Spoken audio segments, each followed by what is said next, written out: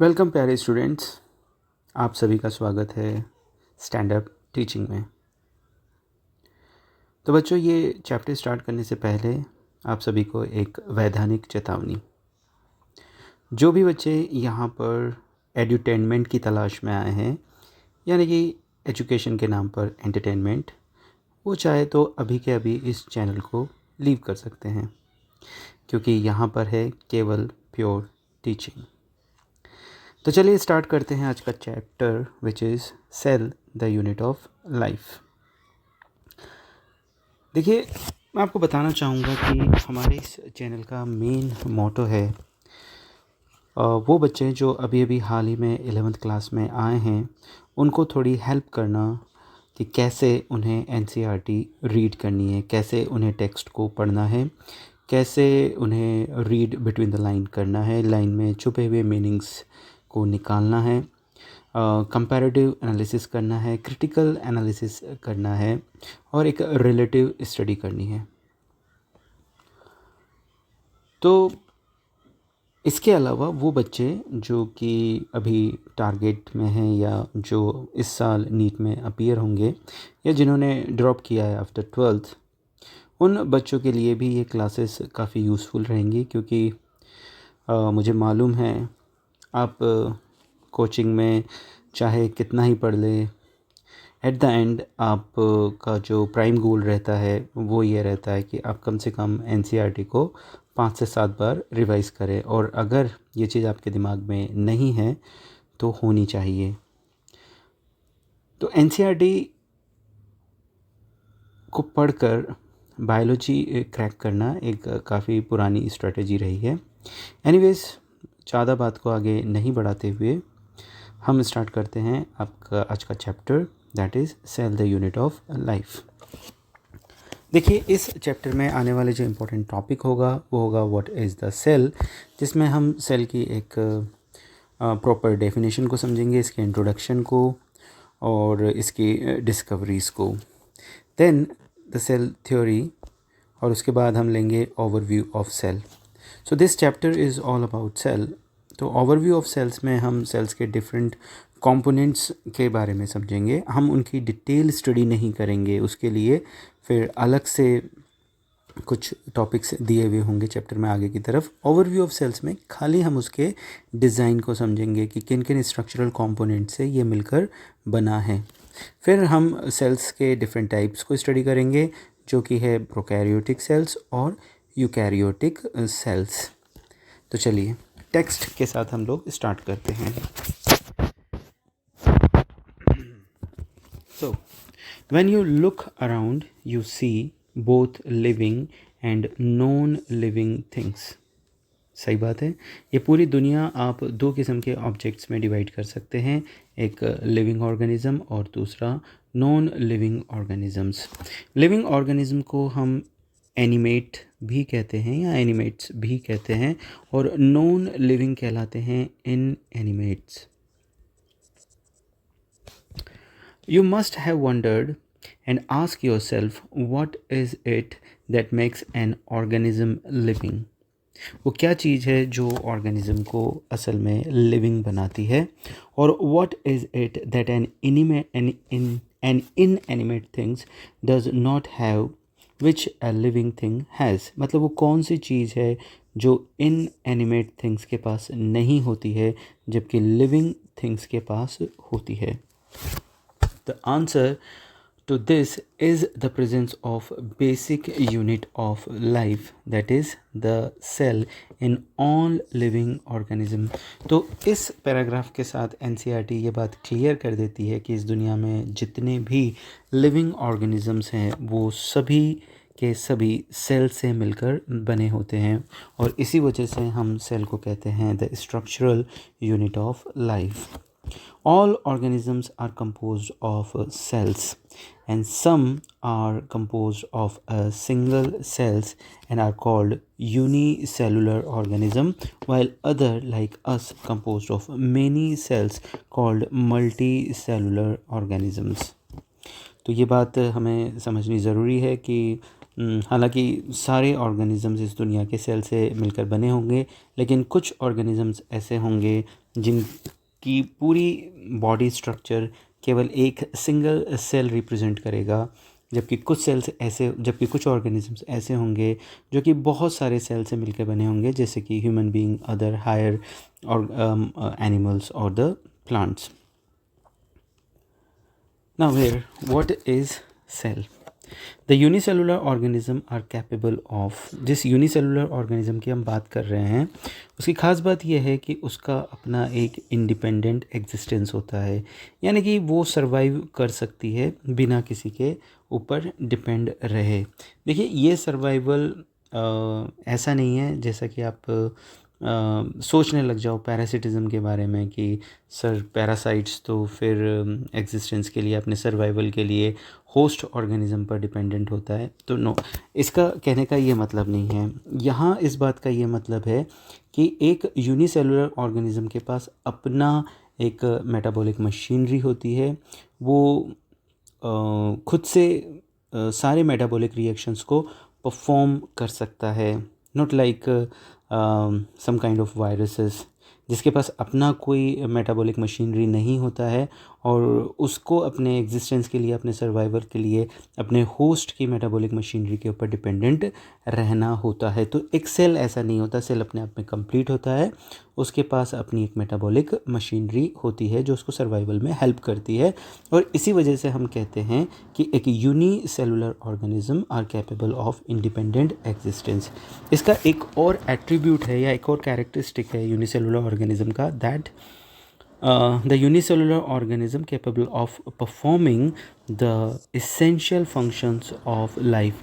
तो जितने भी essential functions होते हैं, चाहे वो रिप्रोडक्शन हो, डाइजेशन हो, एक्सक्रीशंस हो और एट द एंड रिप्रोडक्शन हो, जिससे वो अपनी स्पीशीज़ की कॉन्टिन्यूटी भी बनाए रखता है, वो सबके सब इसेंशियल फंक्शंस लाइफ के एक यूनिसेलुलर ऑर्गेनिज्म परफॉर्म कर सकता है. And the most important line, anything which is less than a complete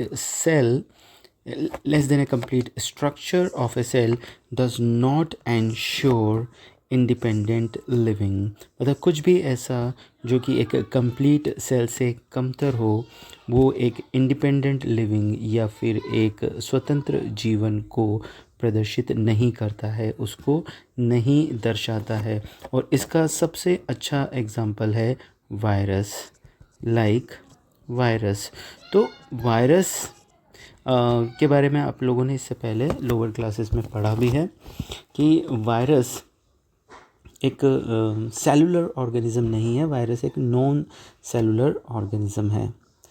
अब इस वायरस के साथ ख़ास बात यह है कि वायरस अगर होस्ट सेल से बाहर होता है तो हम इसे नॉन लिविंग कंसीडर करते हैं, लेकिन जैसे ही ये अपने होस्ट सेल के अंदर एंटर करता है, इसे आप लिविंग कंसीडर करना स्टार्ट करते हैं, क्योंकि ये उस होस्ट सेल की कंप्लीट मेटाबॉलिक मशीनरी को अपने कंट्रोल में कर लेता है और उस सेल को एक वायरस प्रोड्यूसिंग फैक्ट्री में कन्वर्ट कर देता है. तो होस्ट के अंदर एंटर करने के बाद ये एक लिविंग की तरह बिहेव करता है, लेकिन होस्ट के बाहर इसे हम लिविंग नहीं मानते हैं, बल्कि इसे हम नॉन लिविंग कंसीडर करते हैं. इसका मतलब इसका अपना कोई इंडिपेंडेंट लाइफ नहीं है, क्योंकि अपने आप में ये एक कंप्लीट सेल नहीं है. It's not a complete cell. Correct. I think आपको ये बात समझ में आ गई होगी. इस लाइन का मतलब आपको समझ में आ गया होगा. Hence cell is the fundamental structural and functional unit of all living organism. तो इसी वजह से सेल को फंडामेंटल, स्ट्रक्चरल और फंक्शनल यूनिट कहा जाता है. अब हम बात कर लेते हैं कुछ सेल रिलेटेड डिस्कवरी की. Cell related discoveries. देखिए, यहाँ पर दो साइंटिस्ट का जिक्र किया गया है. एक जिक्र आता है यहाँ पे एंटोनी वॉन ल्यूवेनहॉक का. एंटोनी वॉन ल्यूवेनहॉक वो पहले साइंटिस्ट थे जिन्होंने एक लिविंग सेल को देखा और उसे डिस्क्राइब किया. उसके बाद नेक्स्ट साइंटिस्ट का नाम आता है which is Robert hook.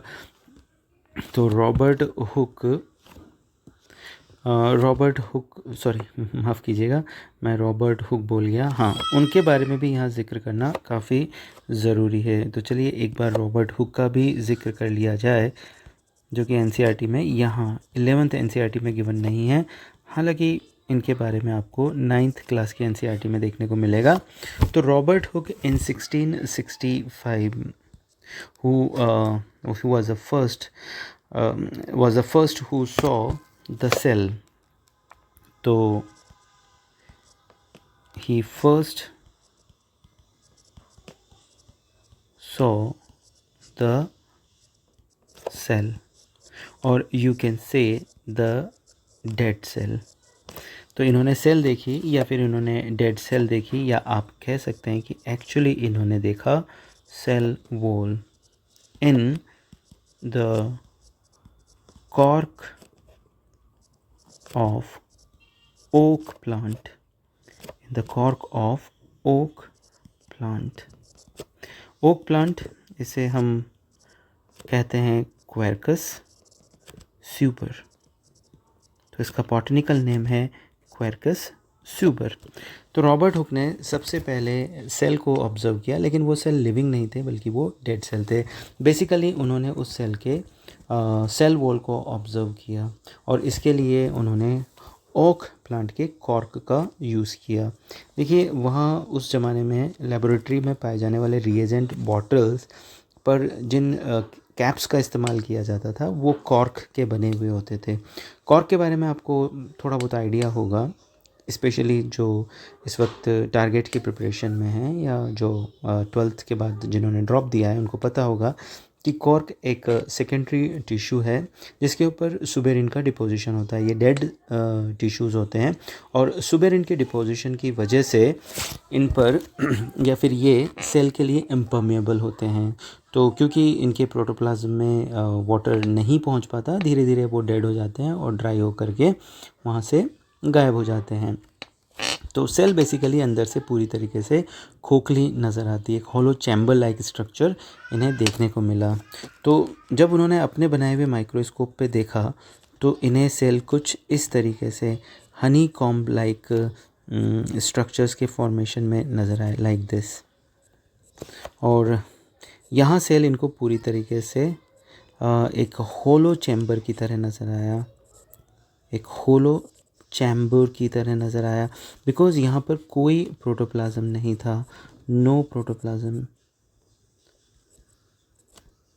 Is there, no protoplasm is there. तो देखिए ये जो होलो चैम्बर है इसको लैटिन में बोला जाता है सेल्यूला, और यहीं से रॉबर्ट हुक ने ये नाम दिया द सेल। तो who gave the name cell? The answer is Robert Hooke. इसी तरीके से रॉबर्ट हुक ने सबसे पहले सेल वॉल टर्म भी इजाद की। ये जो आप स्ट्रक्चर देख रहे हैं बाउंड्रीज़ की, ये कहलाई गई सेल वॉल। तो ये एक हनी कॉम लाइक स्ट्रक्चर है जो कि रॉबर्ट हुक ने ऑब्ज़र्व किया, किस में? कॉर्क में। उसके बाद नेक्स्ट नाम आता है एंटन वॉन लुएनहॉक का, और जैसे कि मैंने बताया कि इन्होंने देखा था सबसे पहले लिविंग सेल्स। तो लिविंग सेल्स में इन्होंने बैक्टीरिया, प्रोटोजोअन्स, स्पर्म्स, आरबीसी, इन सब को इन्होंने ऑब्जर्व किया। देन आते हैं रॉबर्ट ब्राउन, और रॉबर्ट ब्राउन ने इन द ईयर 1831 डिस्कवर किया न्यूक्लियस को। एक बार थोड़ा सा टाइमलाइन समझ लेते हैं। 1665 में रॉबर्ट हुक ने और लुएनहॉक ने अपनी डिस्कवरी की थी इन 1674, और रॉबर्ट ब्राउन ने न्यूक्लियस का पता लगाया था इन 1831। ठीक है। तो the invention of microscope and improvement, the invention of microscope and the improvement, और इम्प्रूव करते करते तो फिर बाद में इलेक्ट्रॉन माइक्रोस्कोप भी डेवलप हुए, leading to the electron microscope revealed all the structural details of the cell. Okay, तो ये दो पैराग्राफ्स में हम लोगों ने समझा कि कोई भी living organism non living thing से अलग होता है on the basis of the presence of cells. और ऑर्गेनिजम्स में सेल के नंबर के बेसिस पर हम ऑर्गेनिजम्स को भी दो पार्ट में डिवाइड करते हैं या दो टाइप्स में डिवाइड करते हैं, which is unicellular and multi cellular, जिनके बारे में हमने पढ़ा। और हमने ये भी देखा कि यूनिसेलुलर जो है कैपेबल होते हैं इंडिपेंडेंट एग्जिस्टेंस में, और साथ ही साथ वो सारे इसेंशियल फंक्शन को जो लाइफ के लिए इसेंशियल है परफॉर्म करते हैं, जैसे कि कोई भी एक मल्टी सेलुलर ऑर्गेनिज्म परफॉर्म करेगा। और इन्हीं कारणों से हम सेल को लाइफ की या लिविंग्स की fundamental structural and functional unit भी कहते हैं। डिस्कवरीज के बारे में हमने बात कर ही ली है। अब नेक्स्ट इम्पॉर्टेंट टॉपिक है हमारा द सेल थ्योरी।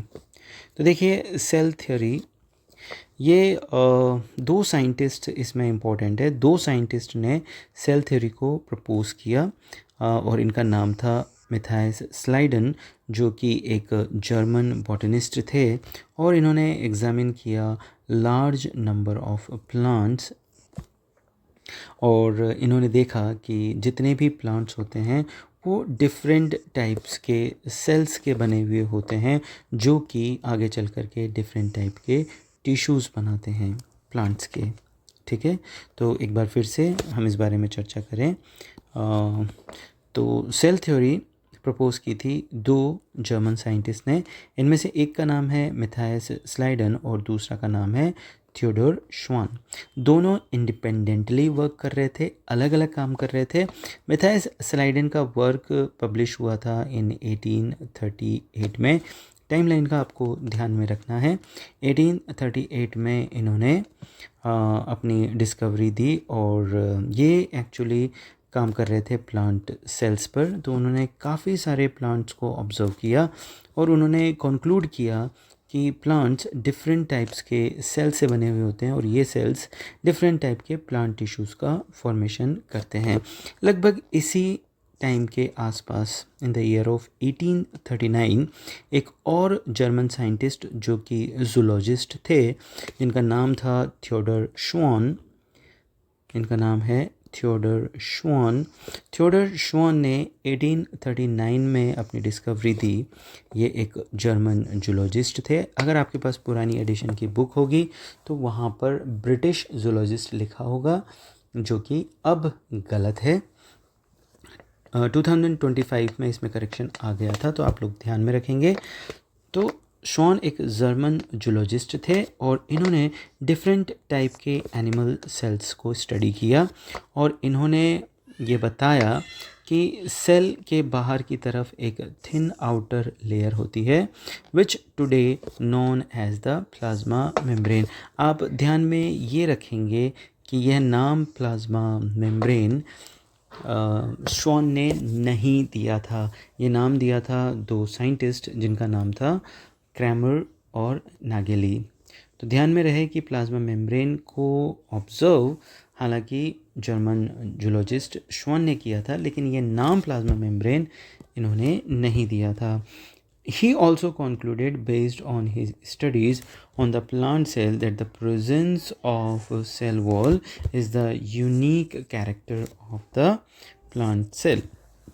Important है, इस पे क्वेश्चन पूछ लिया जाता है that who concluded that the presence of cell wall is a unique characters of plant. तो ये किया था श्वान ने। श्वान ने बहुत सारे एनिमल सेल को भी, मतलब प्लांट सेल को तो, एनिमल सेल को तो स्टडी किया ही किया, पर साथ ही साथ उन्होंने प्लांट सेल को भी या प्लांट टिश्यूज़ को भी स्टडी किया। तभी तो वो ये डिफरेंस बता पाए कि प्लांट पे तो, प्लांट सेल्स में तो सेल वॉल होती है, लेकिन एनिमल सेल के पास ये नहीं होती है। That is why the cell wall is the unique character of plant cell. So on the basis of Schwann, On the basis of this, Swan proposed the hypothesis. तो स्वान है जिन्होंने एक hypothesis भी प्रपोज की, और वो hypothesis क्या थी? वो hypothesis थी that bodies of animals and plants are composed of cells and the products of cells. आगे चल कर के इसी लाइन को मॉडिफाई करके इन्होंने सेल थ्योरी का मेन पॉइंट इस्टेब्लिश किया। तो स्लाइडन और श्वान जो कि एक इंडिपेंडेंट वर्कर थे, इन्होंने मिलकर के फॉर्मुलेट किया सेल थ्योरी को। And this theory however did not explain as how new cells are formed. ये बहुत ही इम्पॉर्टेंट बात है, साइंटिस्ट ने इनकी बात को माना। देखिए आज के टाइम पर तो हमारे लिए ये बहुत ही कैजुअल है कि हाँ सारे ऑर्गेनिज्म सेल से बने हुए हैं, लेकिन आज ये कैजुअल या नॉर्मल हमारे लिए बना ही इसलिए है कि पहले सन 1839 में या 1839 में किसी दो साइंटिस्ट ने ये बात सबसे पहली बार बोली। लेकिन इनके इस थ्योरी में एक फ्लॉ था, एक कमी थी, ये नहीं बता पाए कि नए सेल का फॉर्मेशन कैसे होता था जबकि दूसरे साइंटिस्ट ने उन्होंने ये सवाल पूछा तो उनके पास इसका कोई आंसर नहीं था। इसका जवाब दिया किसने? वो भी एक जर्मन साइंटिस्ट थे और इनका नाम था Rudolf Virchow in 1855। First explain that cell divides and new cells are form. तो इन्होंने क्या एक्सप्लेन किया, ये इम्पॉर्टेंट है कि सेल डिवाइड करते हैं और नए सेल्स बनते हैं from the pre existing cells. इसके लिए इन्होंने एक लैटिन स्टेटमेंट भी दिया that omnis cellula e cellula। The word omnis means all, cellula means cell, e means arise from, and cellula means again cell, means all cells arise from cells. He modified the hypothesis of Schleiden and Schwann to give the cell theory a final shape। ध्यान रखिएगा, Rudolf विर्कोव का contribution cell theory को final shape देना था, ना कि उन्होंने cell theory propose की थी। सेल थ्योरी प्रपोज की थी स्लाइडन और श्वान ने। The cell theory as understood today is, अब सेल थ्योरी के दो इंपॉर्टेंट मेन पॉइंट्स बन चुके हैं। पहला, that all living organisms are compose of cells and the products of cell. ये बात तो स्लाइडन और श्वान ने कह ही दी थी। और दूसरी बात, that all cells arise from pre existing cell. तो बच्चों आज के लिए सिर्फ इतना ही। आज हम लोगों ने बहुत ही बेसिक सी बातें पढ़ी हैं इस चैप्टर से रिलेटेड। हमने पढ़ा है व्हाट इज़ सेल, इसमें सेल की एक टिपिकल डेफिनेशन को हमने अंडरस्टैंड किया है। हमने देखा है कि इस दुनिया के जितने भी लिविंग ऑर्गेनिजम्स हैं वो सभी सेल से मिलकर बने होते हैं, जिनका कि अपना एक इंडिपेंडेंट एग्जिस्टेंस होता है।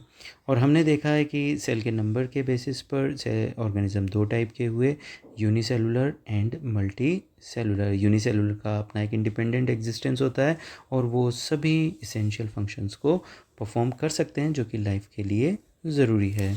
उसके बाद डिस्कवरीज़ में हम लोगों ने पढ़ा रॉबर्ट हुक, एंटनी वॉन ल्यूएनहॉक और रॉबर्ट ब्राउन के कंट्रीब्यूशन के बारे में। देन हमने पढ़ा सेल थ्योरी जिसे प्रपोज किया था दो जर्मन साइंटिस्ट, मैथायस स्लाइडन और थियोडर श्वान। स्लाइडन बॉटनिस्ट थे और श्वान एक जूलॉजिस्ट थे। उसके बाद हमने देखा कि किस तरीके से वो बात जो कि स्लाइडन और श्वान एक्सप्लेन नहीं कर पाए, that how new cell were formed, उसे एक्सप्लेन किया रुडोल्फ विर्को ने और एक लैटिन स्टेटमेंट दिया दैट ओमिनिस सेलुला ई सेलुला। तो प्यारे बच्चों, इस टॉपिक से मतलब यहाँ तक के टॉपिक से रिलेटेड एक डीपीपी मैं इस वीडियो के साथ अपलोड कर दूँगा और आप उसे ज़रूर से ज़रूर सॉल्व कीजिएगा। और कोई भी प्रॉब्लम आए तो आप मुझे कमेंट सेक्शन में लिख सकते हैं। अगर आपको ये वीडियो पसंद आया हो तो आप चैनल को सब्सक्राइब करें, बेल आइकन को प्रेस करें और साथ ही साथ इसे अपने ज़्यादा से ज़्यादा दोस्तों, मित्रों और साथी स्टूडेंट्स तक पहुंचाएं।